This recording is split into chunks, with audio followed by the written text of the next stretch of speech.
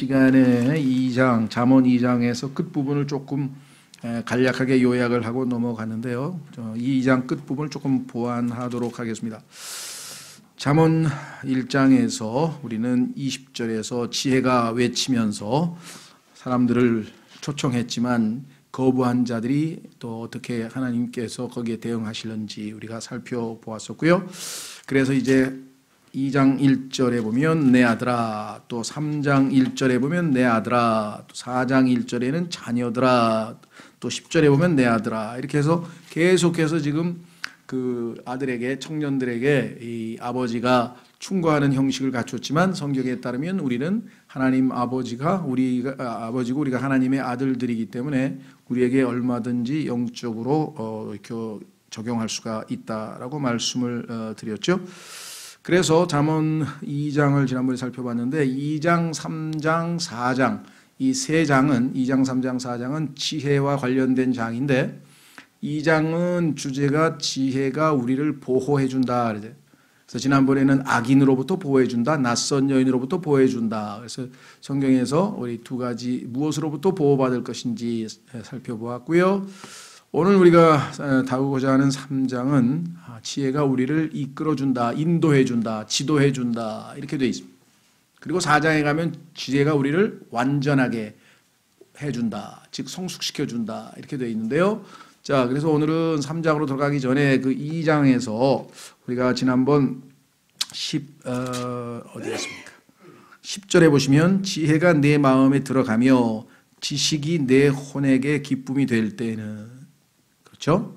자, 이와 같이 두 가지 조건이 충족이 되면 이런 말이죠. 이 두 가지 조건이 충족이 되면 지혜와 지식이 되면 11절 분별이 너를 보존하며 명철이 너를 보호하며, 하나님께서 우리를 보호하고 또 보존하여 주시는 방법은 다름 아닌 지혜와 지식을 우리 혼에게, 우리의 마음에 공급하시는 방식으로 한다.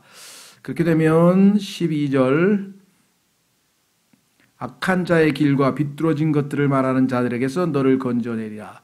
일반적으로 우리 주변에 악한 자들이 포진되어 있지만요, 영적으로 우리에게는 더 적용하자면 마귀와 마귀의 자녀들 또는 적 그리스도, 이렇게 해서 교리적으로는 우리가 적용할 수 있겠고요. 그래서 그 악한 자들의 특징이 이 13, 14절에 쭉 15절에 나와 있습니다. 악한 자들은 어떤 스타일의 라이프 스타일, 어떤 스타일로 사는지가 나와 있죠. 우리가 다시 반복할 이유는 없겠고요.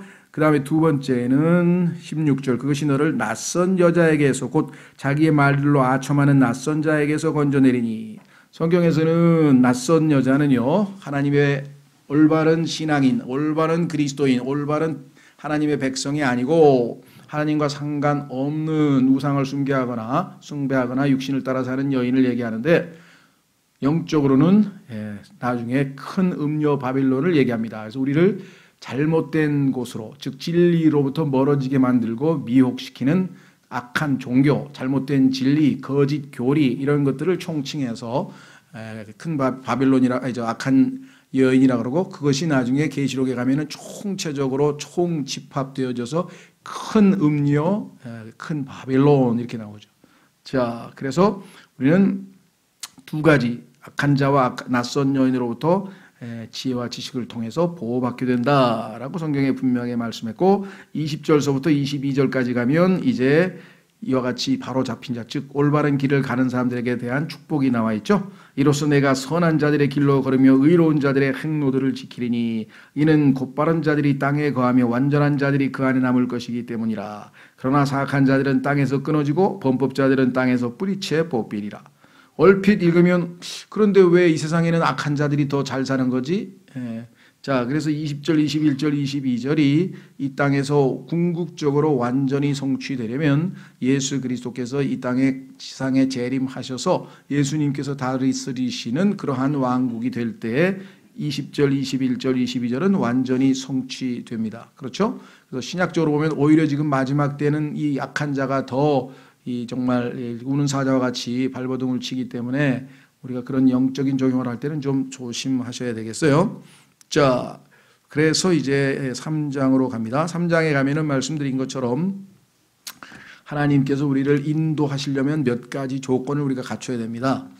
하나님께서 우리를 인도해 주시지만 우리가 그 인도를 잘 받아서 하나님과 동행하려면은 조건이 갖춰져야지, 그렇지 않고 무조건 하나님께서 우리를 인도해 주시는 것은 아니다라는 사실을 우리가 확인해 볼 수가 있고요. 그리고 나머지 뒷부분에는 우리가 하나님께서 우리를 잘 인도하시게 되면 누리게 될 축복이 무엇인가가 나와 있고, 마지막에는 5가지의 금지사항, 해서는 안 되는 일, 이렇게 해서 3장이 마무리됩니다. 3장은 첫 번째는 하나님께 우리가 인도함을 받을 수 있으려면 4가지 조건을 갖춰야 된다. 근데 첫 번째는 뭐냐? 하나님의 진리를 잘 배워야 한다. 그런 말씀이죠. 1절서부터 4절까지 보겠습니다. 내 아들아, 내 법을 잊지 말고 내 마음이 내 명령들을 지키게 할지어다. 그것들이 내게 많은 날과 오래 사는 것과 화평을 더하리라.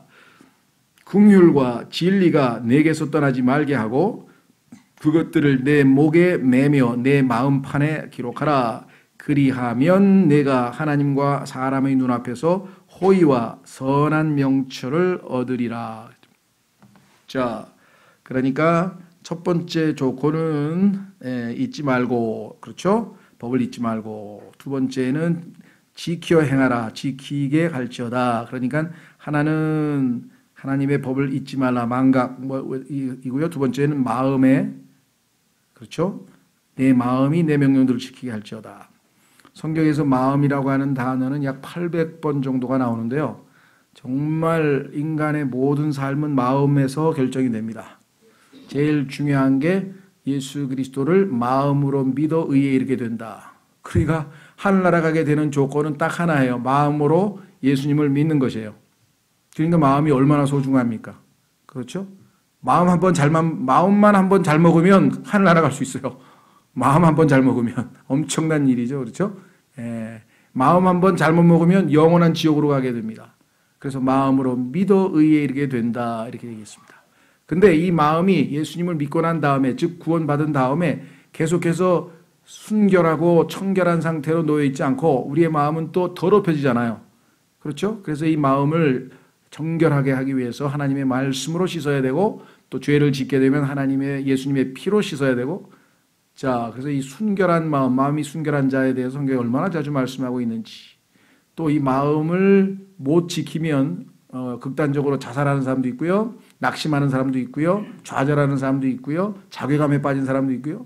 이 마음의 병 때문에 지금 현대인들은 아주 골병이 들어야 돼. 골병. 그렇죠? 예, 기회가 되면 한번 또 하겠습니다. 과거에는 제가 기억이 잘 안 나요. 한 2번 한 것 같아요. 내 마음을 지키라 라는 제목으로 아마 설교를 한 것 같은데, 성경에서 제일 어려우면서도 제일 익숙한, 제일 자주 나오는 단어가 이 마음입니다. 마음.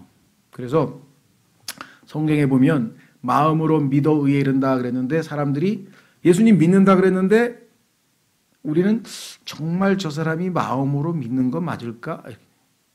그래서 성경에 보니까 머리로만 끄덕끄덕하고 동의하는 것은 마음으로 믿는 건 아니에요. 자, 성경에 보니까 마음이란 단어를 공부하려면 뭐 셀 수도 없이 많은 그 요소가 있겠지만, 예수님께서 사복음서에서 마음이라고 하는 단어를 어떻게 사용하셨는가를 잘 보면 이해가 됩니다. 첫 번째는 마음이 우리가 생각하는 것처럼 세상 사람들은요, 머리로 깨닫는다고 생각해요. 머리로. 왜? 머리가 뇌니까 뇌로 이해가 되지 않느냐 하는데, 성경에는 뇌로 이해한다 그러잖아요. 뇌는 하드웨어야, 하드웨어. 진짜 깨닫는, understand, 뭔가 어떤 사실을 깨닫는, understand, 이해할 수 있는 이해력의 원동력은 마음이에요. 그래서 성경에 보니까 내가 마음으로 깨달았느냐? 하고 예수님이 이렇게 물어보셨어요. 내가 머리로 깨달았느냐? 네가 마인드로 깨달았냐? 아니고 heart, 내가 마음으로 깨달았느냐? 그래서요, 이 암기라고 하는 것은요, 자기의 마음에 있는 내용, 자기가 좋아하는 내용은요, 외우지 말라고 다 외워요. 그래서 어떤 사람 자기가 좋아하는 노래 가사는 잘잘잘잘 외우는데 시험 공부할 때는 안 외워져. 왜? 그건 내 마음에 없는 거니까. 억지로 외워야 되니까. 그렇잖아요. 그죠? 그래서 마음이, 기억도 마음과 연관이 돼 있어요. 그러니까 성경과 소위 말하면 인지과학, 과학과는 상당한 괴리가 있습니다. 성경은 마음이 제일 중요해요. 그래서 하나님께서 무릇 지킬 만한 것은 마음이니 인생의 모든 문제가 마음으로부터 비롯되느니라. 이렇게 성경에 나와요. 마음. 그래서 마음은 첫 번째 understand. 마음으로 깨달았느냐? 하고 예수님께서 질문하셨어요. 그러니까 예수님께서 왜 하나님이신데 인간이 될 수밖에 없었나? 그리고 유독 그것이 유일한 구원의 길인가? 인간이 되셔서 십자가에서 죽는 것 이외에는 답이 없는가? 이런 걸 깨달으려면은 하나님 앞에 마음이 올바르게 똑바로 돼 있어야지 삐딱한 마음을 가지고는 전혀 깨달을 수가 없어요. 그래서 머리 좋은 학자들 막 뭐 하버드 대학의 신학교 막 이런 사람들이 구원을 못 받는 거 왜? 머리는 그냥 죄송합니다. 대가리는 엄청 좋은데 마음이 비뚤어져 있어 하나님 앞에. 그러니까 하나님의 말씀은 마음으로 깨닫는 건데 마음이 비뚤어. 성경 잘 가르치는 사람한테 속지 마세요. 그거 지식 잔뜩 얻어봐야 소용없어요. 정말 성경을 나에 관한 것이라되 예수님 성경 속에서 예수님을 발견하고 마음의 진심으로 안 받아들이면 다 그냥 정보야. 정보 누적하면 뭐예요? 그거 잔뜩 쌓아봐야. 그렇죠? 네. 제 방에도 책 지금 막 모르겠어요. 1000권이나 있는지 얼마나. 그 중에서 정말 제 마음에 들어오는 건 한 10권밖에 안 될 거예요. 나머지는 그냥 정보야. 아, 이게 이런 게 있구나. 아이, 어떤 거는 사가지고 10페이지보다 아, 이거 괜히 샀네. 하고 그런 책도 지금 많아요. 처음에 살 때는 뭔가 관심 있는 것 같은데 나중에 보니까 아니야. 엉뚱한 얘기. 그런 얘기도 많이. 그래서 마음으로 깨달았느냐? 주님이 질문했어요. 두 번째는 뭐냐면 마음으로 느꼈느냐? feeling. 마음의 찔림을 받았느냐? 하나님의 말씀이 네 마음 깊숙이 꽂혔느냐? 내 마음에 영향을 주었느냐? 설교를 딱 했는데 어떤 사람은 그 마음에 콱 와서 찔림 받아가지고 하나님 회개하겠습니다. 이런 사람이 있는가 하면요. 오늘도 뭐 괜찮네 내용. 머리로 뭐 맞는 얘기 했네. 뭐 이런 사람하고요. 똑같이 하나님의 말씀을 들어도 마음으로 믿느냐? 그렇죠. 마음으로 믿는 것은 첫째로 깨달아야 되고 두 번째로 찔림이 마음에 감동이 와야 되고 감정, 필링이 있어야 되고 세 번째는 뭐예요? 마음으로 작정한다 생각해 놔요. 그러니까 지정의 깨닫고 느끼고 행동으로 옮길 때 성경에서 그것을 마음으로 믿는다 그래요.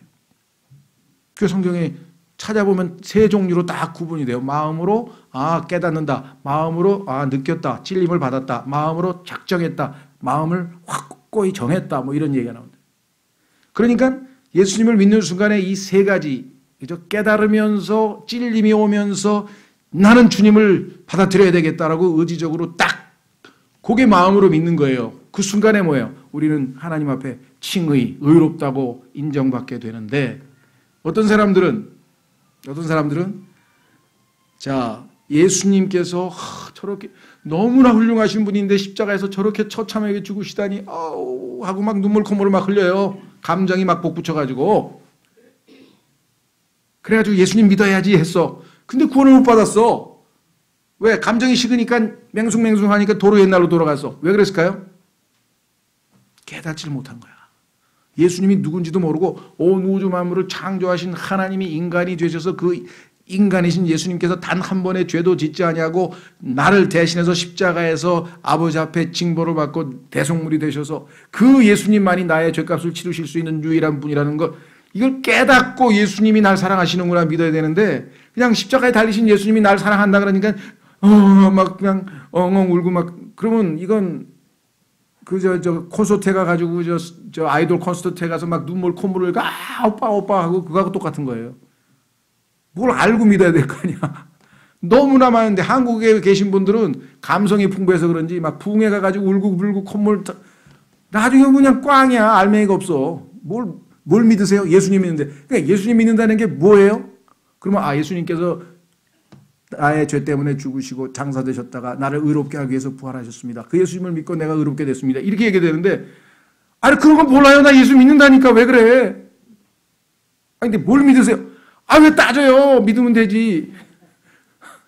이거는 안 믿은 거예요. 못 믿은 거예요. 우리나라는 이런 엉터리가 많아요. 근데 미국에 가면요.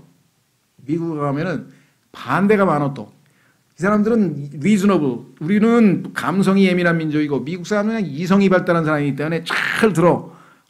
그렇지. 내 죄값을 갚으려면 누가 죄 없는 사람이 대신 죽어줘야 되네. 그건 맞네. 믿으실래요? 오케이. 근데 머리에서 가슴으로 내려오진 않았어. 이분이 나를 사랑해서 나 같은 죄인을 사랑하셨다 그러면 뭐예요? 감사함이 있어야 될 거 아니야. 마음에 찔림이 와가지고 어떻게 나 같은 죄를 이렇게 살아가십니까? 감사합니다 주님 하고 뭐 있어야 되는데 그냥 뭐 맹숭맹숭해. 그럼 이거 도대체 마음에 믿은 거야? 안 믿은 거야? 그렇죠. 드물게는요 1번 2번이 돼서 순간적으로 믿으려고 하는데 갑자기 마귀가 야 너희 집은 너는 말이야 자식아 니네 집에서 지금 무슨 3대 장손인데 너 제사가 10번인데 너 10번 동안 제사 지내면 넌 죽었다 넌. 지금 믿으면 안 돼. 야 너 믿더라도 네 아버지 돌아가시고 믿어. 안 돼. 마귀에서 그렇지 지금 믿으면 난 죽어. 그래 나중에 믿자. 이렇게 밀었어요.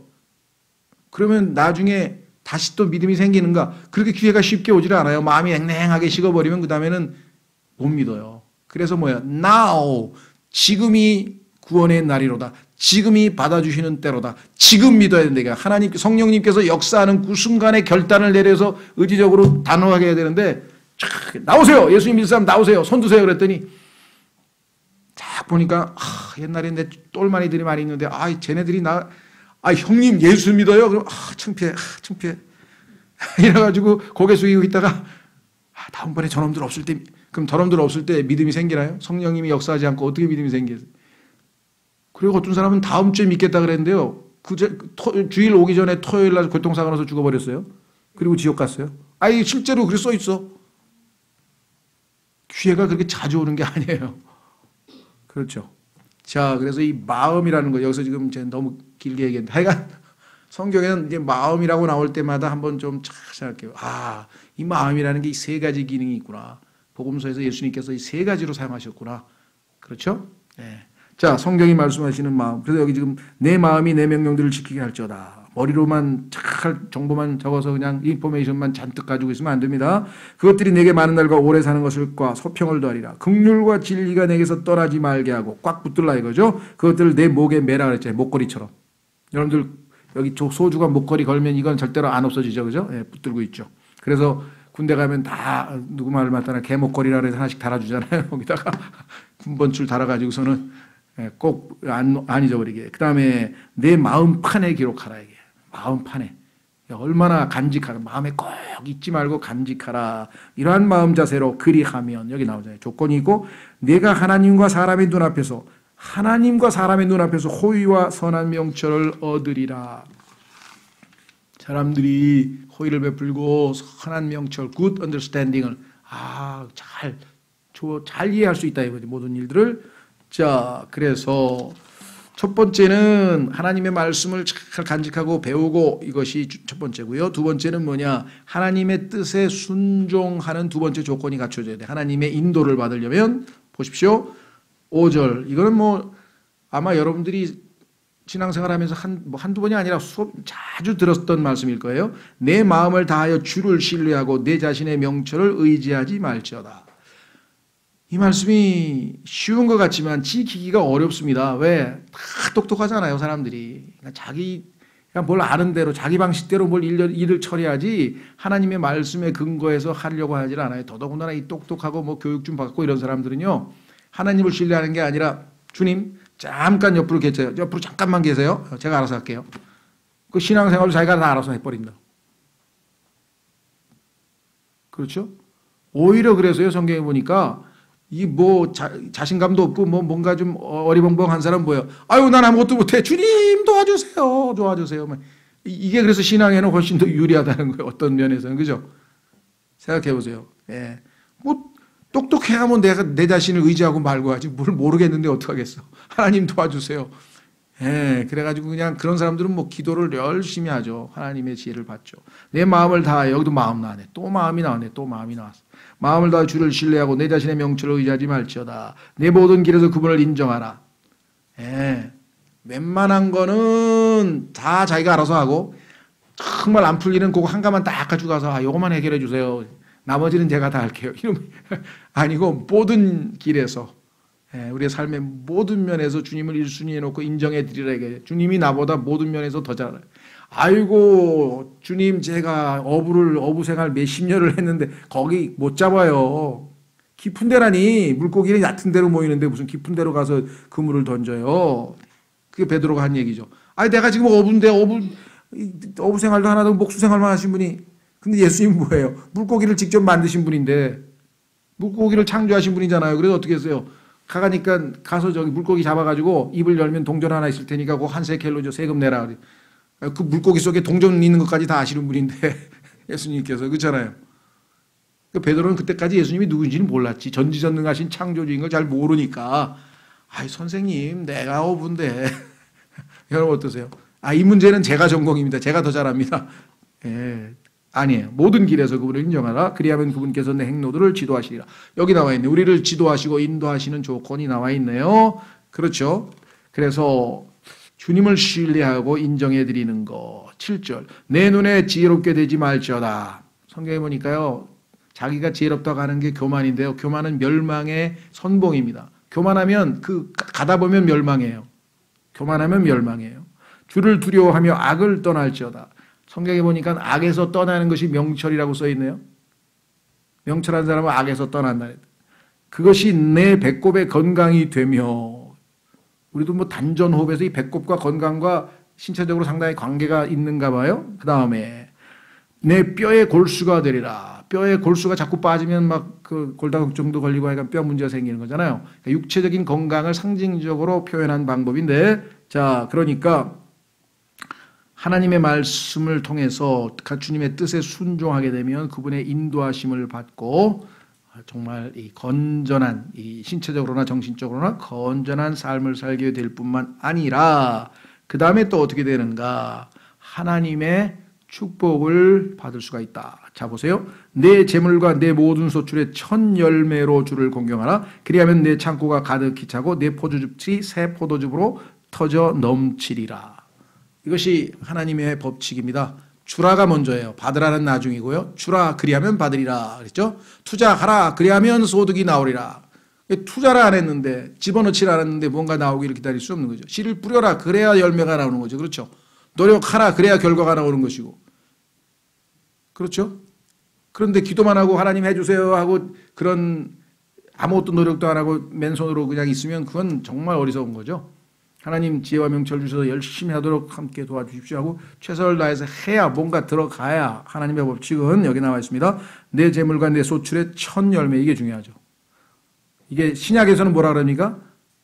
마태복음 6장 33절에 하나님의 왕국과 그분의 의를, 하나님의 왕국과 그의 의를, 그렇죠? 먼저 구하라. 그리하면 나머지는 모두 채워주신다. 이렇게 말씀하셨잖아요. 하나님 최우선이죠. 구약에도 보면 뭐 이런 표현은 굉장히 많고, 여러분이 정말 삶에서 나의 삶의 제1번이 하나님인가를 한번 항상 염두에 두시면 하나님은 거기에 대해서 보상받으시고, 당연히 하나님은 우리의 제1순위의 섬김의 대상이 되어야 되겠죠. 그리하면 내 창고가 가득히 차고 내 포도즙이 새 포도즙으로 터져 넘치리라. 물론 신약적으로 적용하자면 1차적으로 유대인들에게 약속하신 겁니다. 왜냐하면 성경에 보니까 유대인들에게는 하나님께서 물질적인 축복을 약속하셨어요. 물론 신약적으로도 내가 하나님께 무선적으로 물질을 드리면 하나님께서 보상하시는 거 틀린 건 아닙니다. 그러나 우리가 조심해야 될 것은, 신약에서는 주님께서 먹을 것과 입을 것으로 만족하자 이렇게 분명하게 말씀하셨기 때문에 그런 원칙에서 벗어나가지고 그래 집어넣으면 나오겠지 하고 막 그 욕심을 따라 그런 짓을 하면은 그건 의미가 없다. 다만 진실된 마음으로 하나님, 제가 하나님이 주신 소출 가운데 내가 얻은 뭐 물질 가운데 제일 먼저 하나님께 드리겠습니다 하고 적정하는 그런 하나님을 존경하는 마음으로 드렸다면 거기에 대해서 하나님께서 보상하신다는 것이죠. 계산을 하고 막, 옛날에 어떤 분은 아주 그냥 막 그걸 머릿속으로 계산하더라고. 어디 보자 하면서 막 자, 신약은 이미 하늘에 있는, 천상에 있는 모든 영적인 복으로 복을 주셨다고 에베소서 1장 3절에 써 있습니다.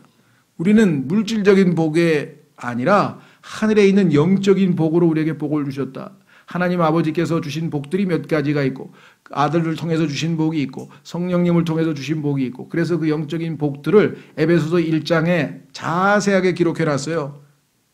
그것을 마음껏 향유하고 누리면 물질적으로 조금 궁핍하거나 물질적으로 조금 힘들어도 얼마든지 초월하고 극복할 수가 있는데, 그런 영적인 복을 누리지도 않고 그걸 향유하지 못한 사람은 조금만 물질적으로 궁핍해도 그냥 풀이 죽고 축 처지고, 사도 바울은 어떻게 했어요? 부할 줄도 알고 가난할 줄도 알고, 가난해도 행복해, 부자가 돼도, 돈이 있어도 행복해. 주님만으로, 아까 우리 찬송가 주님 한 분만으로 만족하니까 환경적으로 크게 영향을 안 받는다 이 말이겠죠. 자, 세 번째까지 했죠. 그럼 네 번째는 뭐냐? 네 번째는 하나님의 징계에 순종할 때, 징계를 우리가 굴복할 때, 순복할 때 하나님께서 그 징계를 통해서 우리를 바르게 인도해 주신다. 그래서 지금 네 가지 조건입니다. 첫 번째 1절서부터 4절까지 하나님의 진리를 배우고 마음에 간직할 때, 5절서부터 8절까지 하나님의 뜻에 순종할 때, 그리고 9절 10절에 하나님께서 주시는 축복을 우리가 누릴 때, 11, 12절 하나님의 징계에 순복할 때 하나님 우리가 가야 하는 그 길을, 우리의 인생길을 선히 인도해 주신다. 이렇게 되어 있습니다. 자, 그러면 11, 12절 마무리를 짓겠습니다. 내 아들아. 자, 그래서 1절에 내 아들아 그랬죠. 11절에 내 아들아 그랬죠. 그 다음에 21절에 가면 또 내 아들아 그랬어요. 그러니까 3장은 내 아들아, 내 아들아, 내 아들아 세 번을 통해서 나뉘어지게 되어 있죠. 분단이. 그렇죠. 아, 요게 또 우리에게 뭔가 보여주는 단서가 되겠구나. 자, 그러면 두 번째 내 아들아 보시면 뭐라고 나와 있나 보겠습니다. 내 아들아, 주의 징계를 멸시하지 말며 그분께서 바로잡아 주시는 것에 실증을 내지 말라. 징계란 말은요, 이 두 가지로 하면 됩니다. 우리는 징계 그러면 긍정적인 내용보다는 부정적으로 그럼 징계받았다. 안 좋은 거죠? 그렇죠. 징계받은 걸 좋아하는 사람 없잖아요. 그런데 사실은 성경에서는, 영어에서는 이 징계란 말이 징계로만 쓰이는 게 아니라 훈련이란 뜻으로 써요. 훈련. 그러니까 훈련은 뭔가 더 나은 결과를 위해서 유익을 가져다 주는 수단이잖아요. 그러니까 훈련을 나쁘게 보는 사람 없죠. 우리말의 번역이 지금 애매한 거예요. 사실은 여기서는 이 징계라고 하는 것이 꼭 매를 때리는 거냐? 그럴 수도 있어요. 성경에 보면 징계라는 것이, 그러나 훈련이라는 뜻이 있어요. 그래서 이 discipline이라고 하는 단어에서 disciple이 나온다고 해요. 소위 말하면 제자라는 단어가 어원이 똑같은 거예요. 왜? 훈련을 통해서. 그렇죠? 그 다음에 징계. 잘못하면 징계를 받아야죠. 매를 맞거나 아니면 뭐 푸시업을 하거나 이렇게 해서 바로 잡아주면 제자가 주는 거죠. 그래서 여기서 나와 있는 징계는 꼭 어떤 그런 부정적인 의미보다는 긍정적인 훈련이라는 의미도 가미되어 있다. 내 아들아, 주의 징계를 멸시하지 말며 그분께서 바로 잡아주시는 것에 실증을 내지 말라. 누군가가 옆에서 빗나가는 것을 바로 잡아주는 거야말로 얼마나 감사한 일입니까? 그렇죠. 지금 내가 가는 길이 이건 맞는 길 맞아? 이것도 알지 못한 채 막 가면 어떻게 돼요? 나중에 가가지고 도착해보니까 엉뚱한데 돌이킬 수도 없잖아요. 가던 길을. 운전하다가는 뭐 유턴이 있을지 모르지만 인생길에 어떻게 유턴이 돼요? 60까지 가는데 그 다음에 다시 50살로 빠꾸가 되나요? 빠꾸가 없어. 그러니까 어떻게 해요? 가던 길에 누군가가 지도해주고 빗나가면 바로 잡아주고 얼마나 감사합니까? 내 아들아, 주의 징계를 멸시하지 말며 그분께서 바로잡으시는 것을 실증을 내지 말라. 히브리서에 이 말씀이 인용되어 있잖아요. 그죠? 히브리서가 1장서부터 12장 1절서부터 11절까지가 징계에 관한 거거든요. 똑같이 돼 있어요. 아버지가 자기가 기뻐하는 아들을 바로 잡아주는 것 같이 그렇게 하면 안 돼. 그죠? 자전거 탈 때 자꾸 넘어지려면 그렇게 하면 안 돼. 페달을 밟고 자 이렇게 옆으로 수영할 때도 이렇게 발 높이 들고 머리 들지 말고 뭘 배울 때 다 똑같죠. 또 무슨 바이올린 킬 때도 힘 주지 말고 어깨 힘 주지 말고 어깨 빼고 이게 다 바로 잡아주는 거잖아요. 여러분이 누군가가 바로 잡아주지 않고 제대로 배운 사람 있습니까? 한석봉이도 삐뚤삐뚤 글 썼죠. 그러다가 나중에 글 잘 쓰게 됐고, 칼질하는 사람들도 처음에야 제대로 썰었겠습니까? 다 누군가가 옆에서 바로 잡아주었을 때 우리의 신앙의 길, 우리의 신앙의 여정도 주님이 바로 잡아주지 않으면 우리는 삐뚤삐뚤 가다가 아니면 옆으로 새거나 넘어지거나 하여간 온갖 일들이 벌어질 것이다. 그러니 아버지께서 우리를 바로 잡아주시는 것은 고마운 일이죠. 감사한 일이죠. 그렇죠? 그래서 아버지가 자기가 기뻐하는 아들을 바로잡아 주는 것 같이 주께서 자신이 사랑하는 자를 바로잡아 주시느니라. 사랑하는 자를 바로잡아 주세요. 사랑하지 않은 자들은 아버지께서 관심을 기울일 이유가 없겠죠. 그렇죠? 자, 그러면 히브리서 12장 1절에서 11절로 가서 이제 징계에 관한 신약적 얘기를 한번 좀 읽고 마무리하겠습니다. 신약 성경에서요, 하나님께서 징계에 관해서 이렇게 자세하게 써놓으셨어요.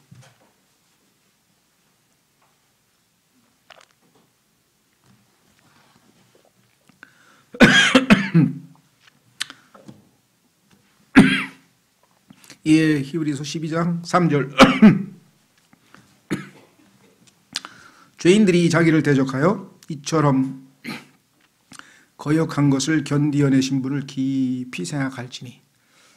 성경에 따르면 예수님을 깊이 생각하면 우리의 모든 문제는 다 해결됩니다. 이것은 너희가 너희 생각 속에서 지치고 기진하지 아니하게 하려 함이라. 너희가 죄와 싸우되 아직 피 흘리기까지 대항하지는 아니하였노라. 또한 자식들에게 하듯 너희에게 말씀하시는 권면을 너희가 잊었도다. 이르시되, 이것이 잠언에서 인용된 거죠. 지금 우리가 읽었죠. 내 아들아, 너는 주의 징계를 멸시하지 말며 그분께 책망받을 때에 낙심하지 말라.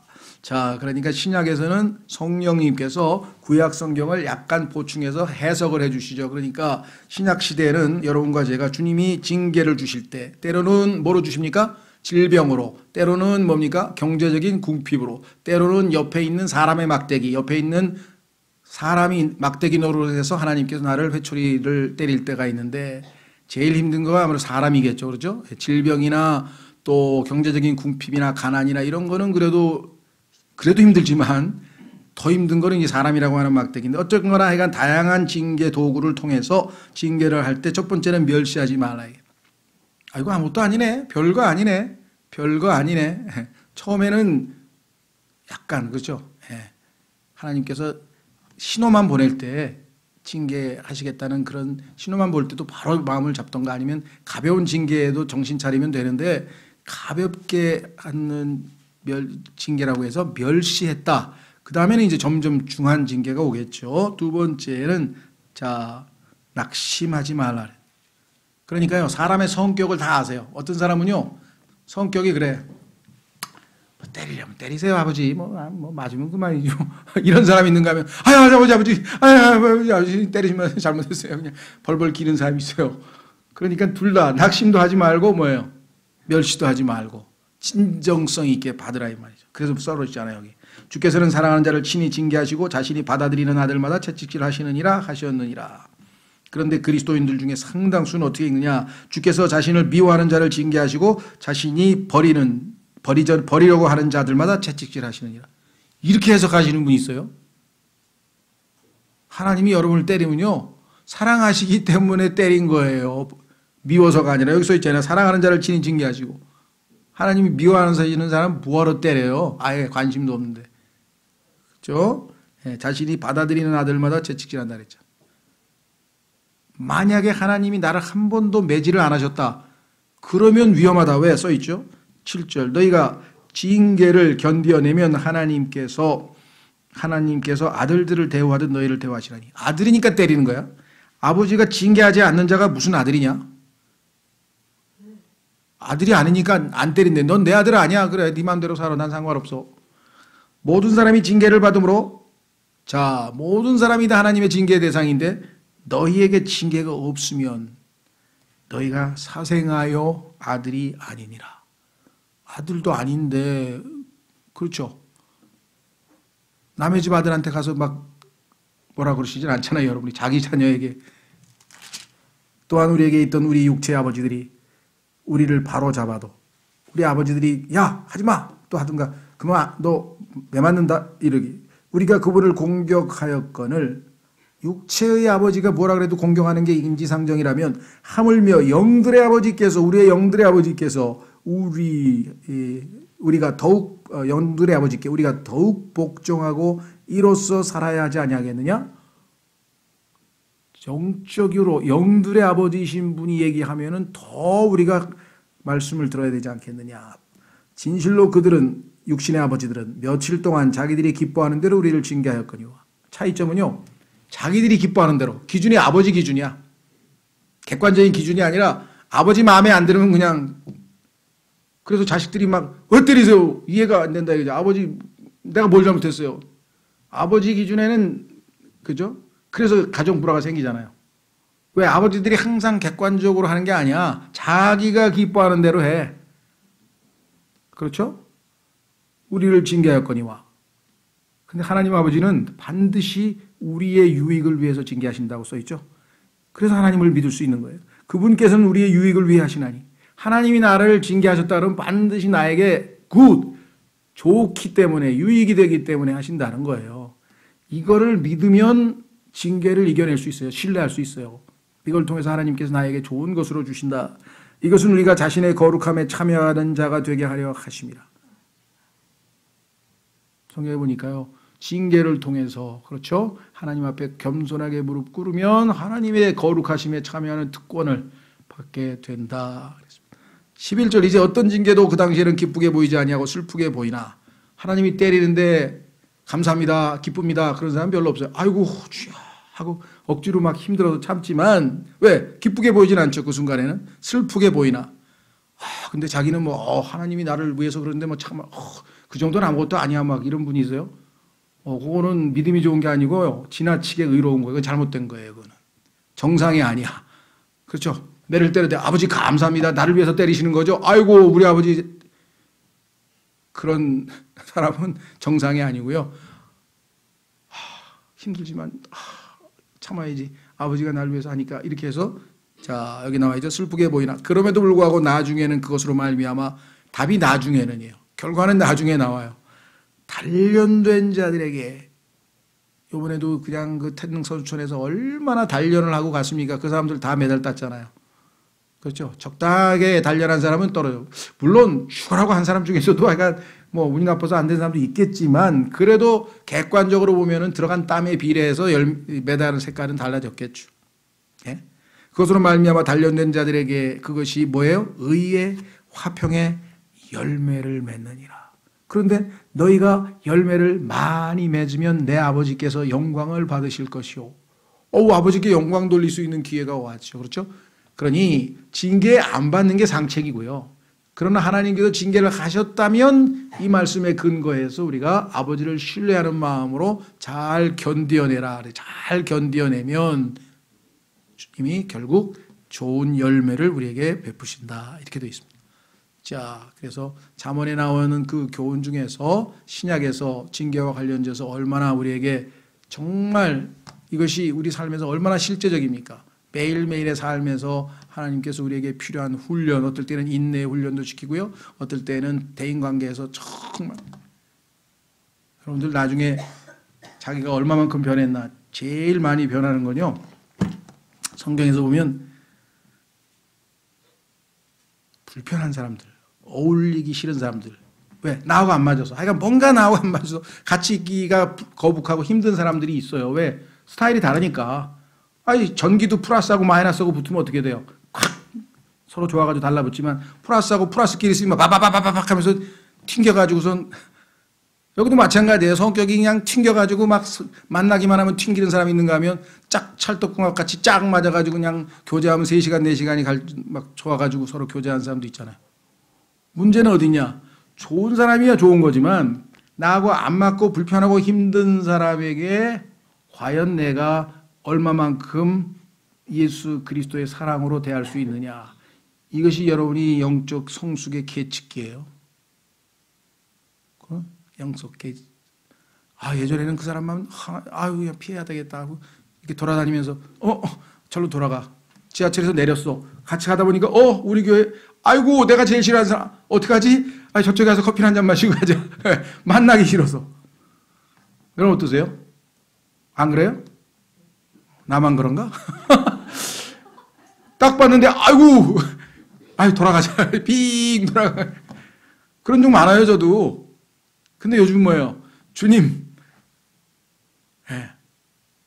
기도하고 주님의 사랑으로 가겠습니다. 그래서 가서 인간적인 생각으로는 불편하지만 정중하게 인사하고 잘 지내셨냐고 이렇게 해서 주님이 주시는 마음으로 하면요 굉장히 자연스럽게 사랑하는 마음이 생겨요. 그렇다고 해서 다음번에 만날 때 그러면 자연스럽게 나오냐? 그건 또 아니야.